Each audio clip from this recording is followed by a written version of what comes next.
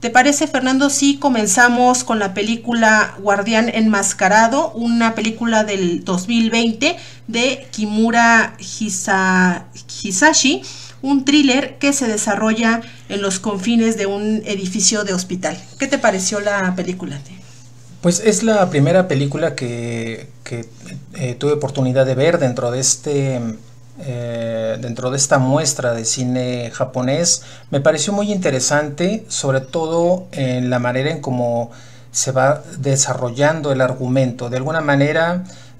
hay un ejercicio muy interesante de cómo el guionista y el director van presentando poco a poco los elementos de la historia,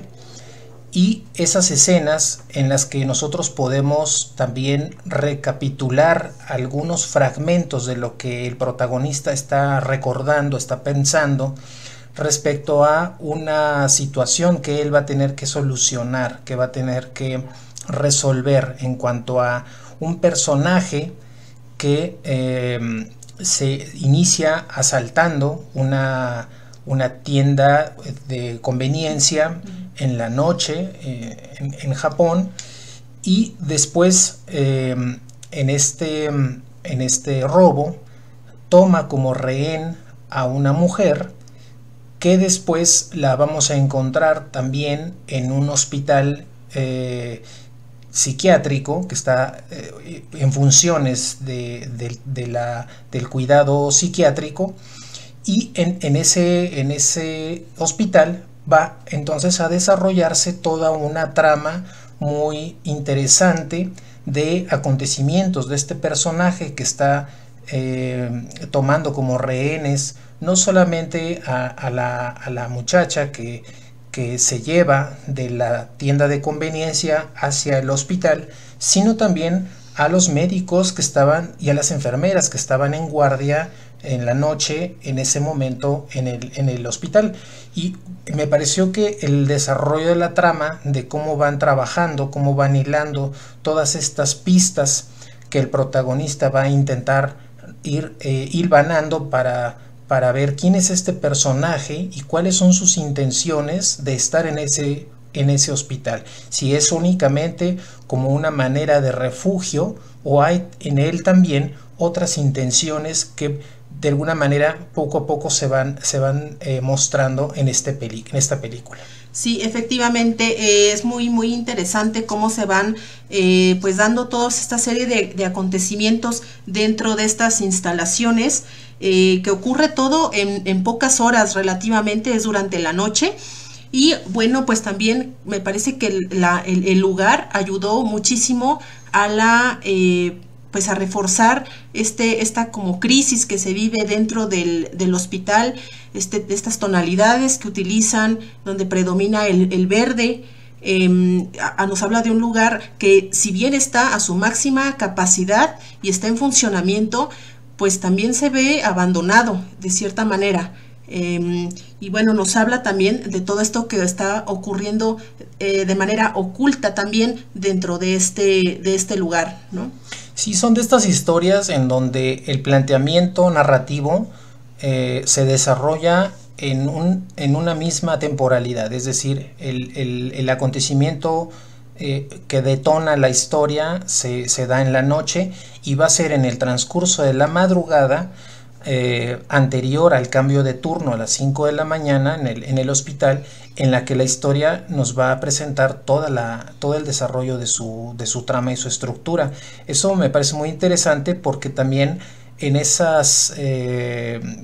dura la película, aproximadamente hora y media, sí, aproximadamente, pues vamos de una manera sintiendo también una temporalidad muy similar a ese transcurso de unas cuantas horas en lo que sucede toda la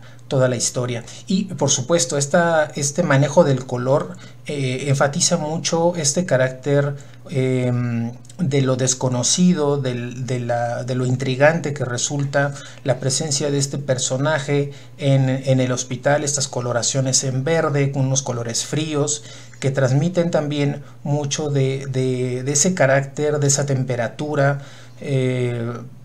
propia de la noche, de la madrugada, y por supuesto que va muy relacionada con la temática que está desarrollando.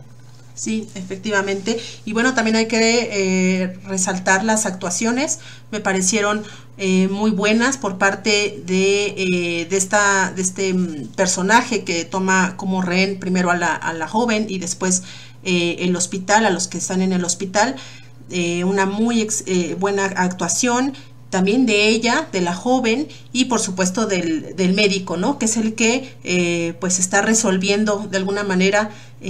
toma el rol principal en la resolución de los conflictos.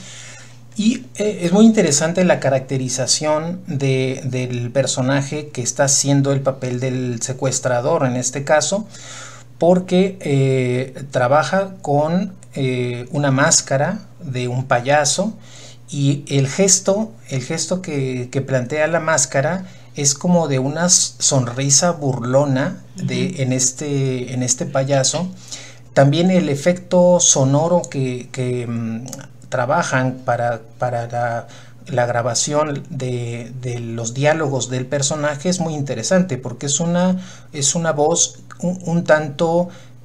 procesada electrónicamente, lo cual habla también de quizás algunas de sus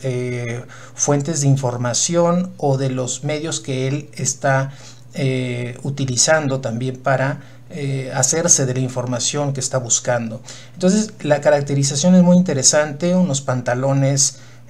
muy sueltos, un personaje que tiene una altura considerable, lo cual le hace también tener una presencia muy importante en la puesta en cuadro, y la indumentaria, los colores que maneja, muy asociados a este carácter asociado a lo lúdico, a lo divertido que puede tener un payaso, pero también en esta contraparte de su carácter